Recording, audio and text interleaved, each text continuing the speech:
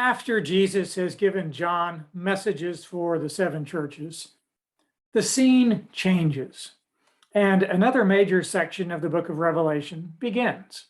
We move from the earthly details of the churches on earth to a glimpse of the heavenly realm. Chapter 4, verse 1 tells us, "After this I looked, and there before me was a door standing open in heaven. And the voice I had first heard speaking to me like a trumpet," that's the voice he heard in chapter 1, verse 10. And here's what the voice said: "Come up here, and I will show you what must take place after this." So John is invited into heaven, or the vision could be similar to a dream in which we don't actually go anywhere, but we see different places and peoples in our thoughts. Here, John is told that he will see things that will take place. But it's interesting that chapters 4 and 5 are not really about the future.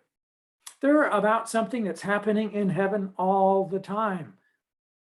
But this is the context that John needs, and we all need, to give us perspective on the events that the visions will later describe. What we see here is the majesty of the God who controls all history. Chapter 4 tells us about God Almighty, and then chapter 5 tells us about Jesus, the Lamb. That is also part of the perspective we need to make sense of all the things that John sees will happen. And it's not just what will happen. These are things that must happen. The age of evil must come to an end, and the throne room of heaven is where the victory begins. So, verse 2, "At once, immediately, I was in the Spirit, and there before me was a throne in heaven with someone sitting on it." So the vision begins. But John does not give us any details about the throne or about the one who sits on it. There is no description of white hair or eyes that radiate beams of light. No, the Almighty is not described as a glorified human, but he is described in terms of gemstones. Verse 3 says, "And the one who sat there had the appearance of jasper and ruby, and a rainbow that shone like an emerald encircled the throne."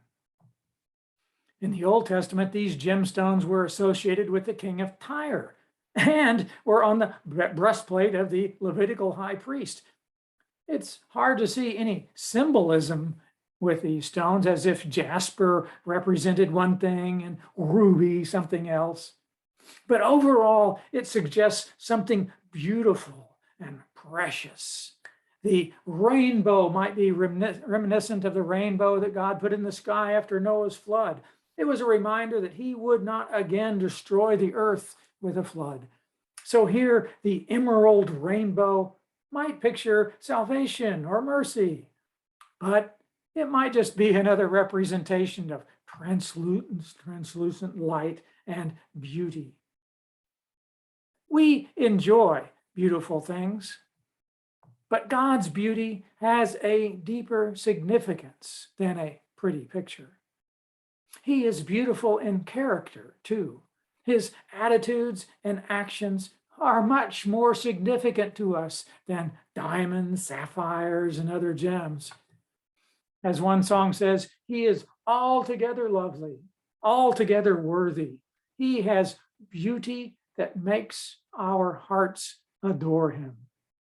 It is the beauty of holiness, the beauty of love and kindness.